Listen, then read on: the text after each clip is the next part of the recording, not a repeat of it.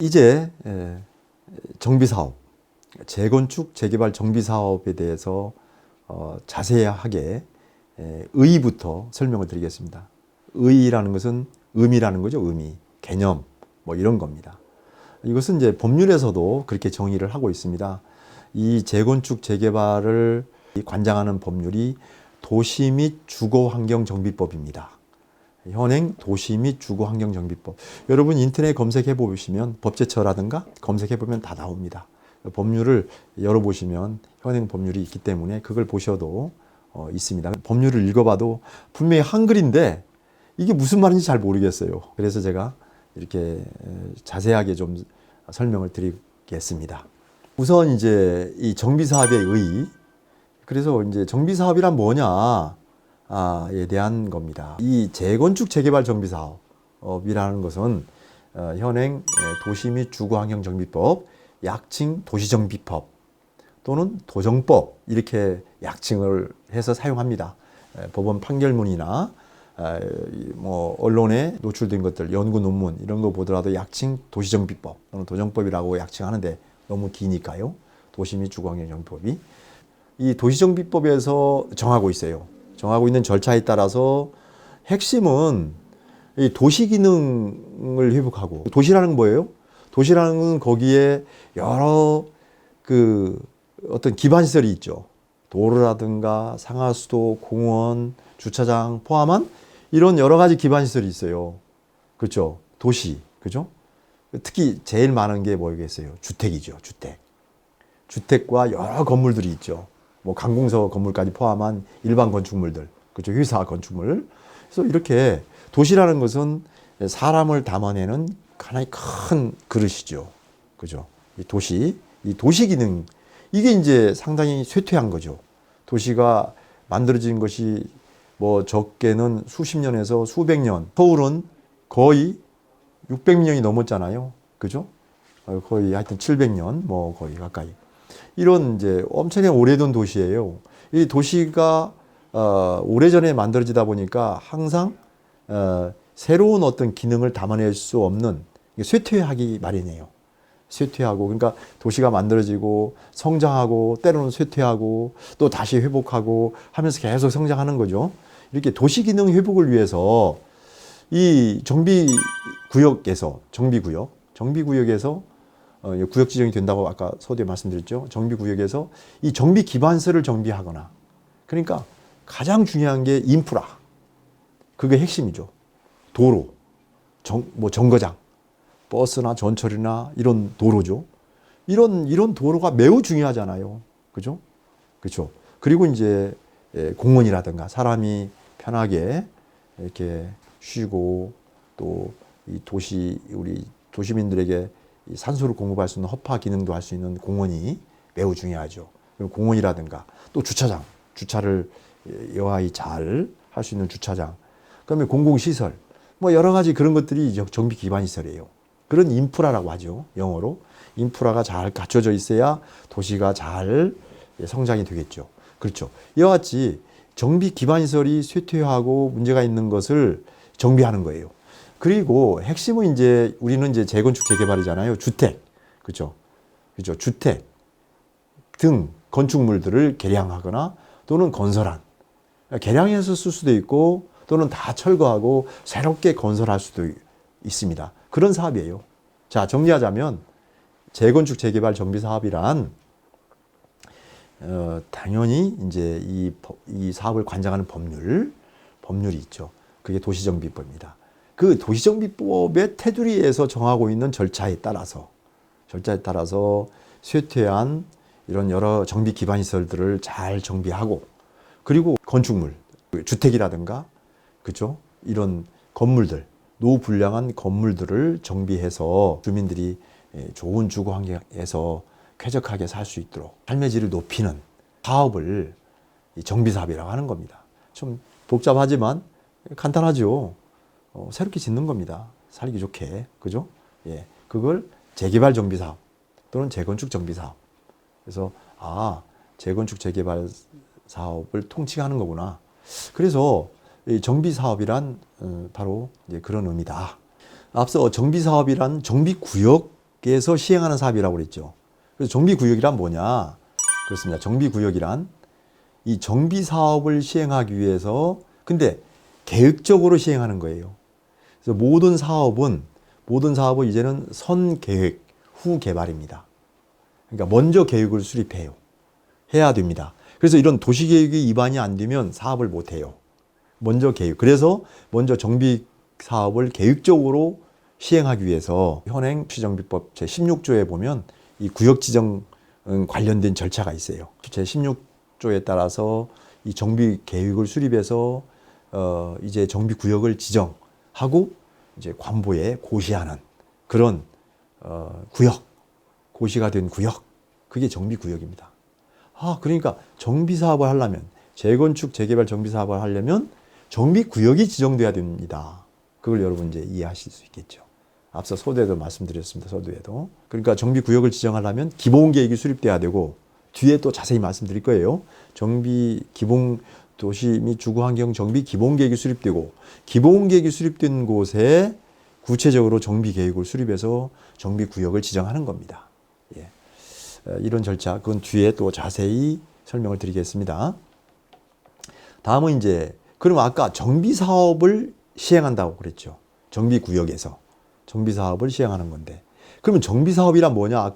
앞서 정비 사업의 용어를 제가 설명드렸죠. 그렇습니다. 근데 정비 사업이라는 것은 재건축, 재개발이라고 그랬죠. 크게 보면. 근데 그것만 있는 게 아니에요. 또 하나가 있어요. 정비 사업은 세 가지 종류가 있습니다. 세 가지 종류가 있는데 그게 바로 뭐냐면 주거 환경 개선 사업이 있어요. 주거 환경 개선 사업, 그다음에 재개발 사업, 재건축 사업, 이게 있습니다. 제가 이제 이 재건축 재개발 관장하는 도시 및 주거 환경 정비법 법 제정에 제가 참여를 했습니다. 기초 작업반에. 그때 초기에는 6개 사업이 있었어요.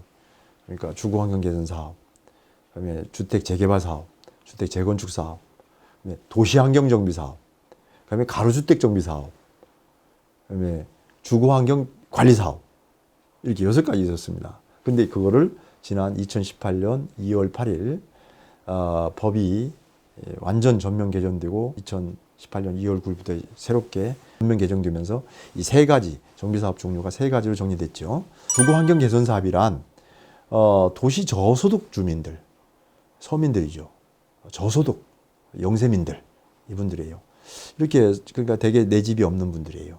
대개 그분들이 이제 내 집은 이제 무허가 건물이라든가 무허가 건물이에요. 있긴 있지만 대개 무허가 건물이에요. 토지는 대개 국공유지에 무단 점유하고 있거나 무허가 대개 단독주택, 이런 소위 옛날 같으면 판자촌 뭐 비슷하게 이렇게 노불량촌이라고 하죠. 주민이 이 집단 거주하는 지역이에요. 이런 데는 당연히 정비 기반시설, 도로라든가 공원, 화장실도 없어서 공중 화장실이 있고 이런 데죠. 이런 이제 정비 기반시설이 극히 열악해요. 극히 열악한 곳입니다. 그리고 이 노불량한 단독주택이 과도하게 밀집되어 있는 곳이에요. 그래서 이런 곳을 불이 나면 불나서 소방차가 진입이 안 됩니다. 그래서 그런 곳을 이제 이게 주거 환경을 개선하거나 또는 뭐 그러니까 단독주택이나 다세대 뭐 이런 밀집한 지역이에요. 그래서 이런 정비 기반시설을 정비하거나 공동 이용시설, 뭐 화장실이라든가 그죠? 뭐 여러 가지 목욕탕 뭐 이런 것들을 확충해 준다든가 이래서 주거 환경을 보존하거나 정비하거나 개량하기 위한 그런 사업. 이게 이제 주거 환경 개선 사업인데 이거는 물론 전면 철거 방식으로 마치 재개발처럼 해서 하는 사업이 있어요. 주거 환경 개선 사업도 아니면 현지 개량 방식이라고 그래서 앞서 말씀드린 것처럼 그냥 도로나 좀 더 내주고 이제 몇 개 이제 무허가 건물들 사가지고 뭐 이 쌈지 공원도 만들고 또 주차장도 만들어주고 공중 화장실도 좀 새롭게 지어주고 이렇게 이제 주거 환경 사업을 하는 거 현지 개량 방식이라고 합니다. 이렇게 하는 방법도 있고 아니면 전면 철거 방식의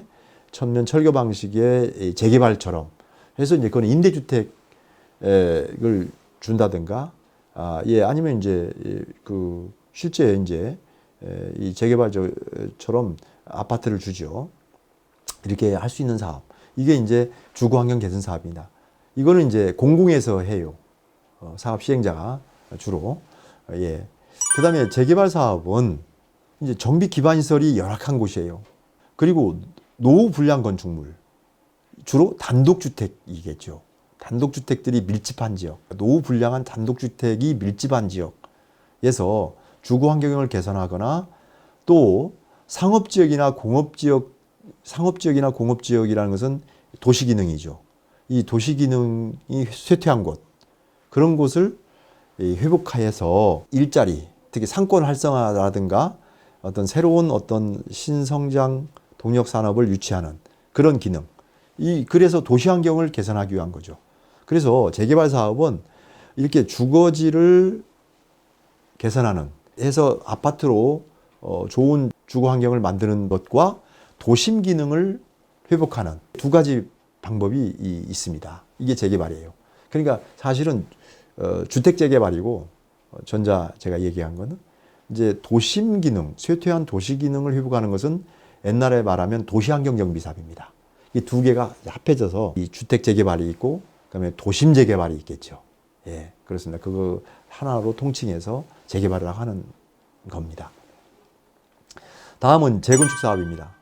재건축 사업은 정비 기반 시설은 양호해요. 왜 양호할까요? 재건축 사업은 이미 계획적으로 택지 개발이 된 것들이에요. 그러니까 서울 강남은 계획도시잖아요. 그러니까 거의 아파트예요. 저층이든 중층이든 고층이든 주로 아파트가 있죠.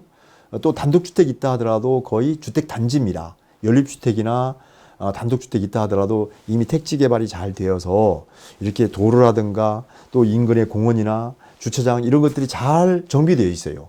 그러니까 정비 기반 시설이 양호한 곳이죠. 그렇지만 이 오래되어서 30년, 40년이 되어서 이 아파트가 노후 불량이 된 거죠. 그래서 노후 불량한 특히 공동주택이죠. 그러니까 아파트, 공동주택이라는 것은 아파트, 연립주택, 다세대 주택을 공동주택이라고 합니다. 여러분 다가구는 뭐예요? 다가구는 단독주택입니다. 이건 매우 중요한 의미예요. 다가구 주택은 하나의 분양권밖에 없습니다.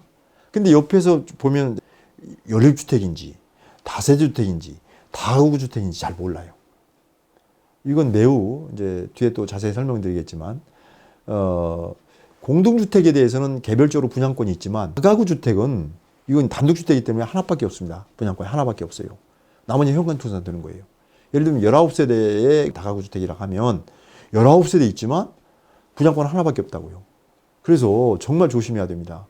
연립주택이나 다세대 다가구 중에 되게 뭐 무슨 빌라, 무슨 연립, 명칭은 연립이지만 그게 다가구 주택이 있을 수 있어요. 다세대가 아니라 빌라라고 주로 많이 하죠. 무슨 빌, 뭐 이런 식으로.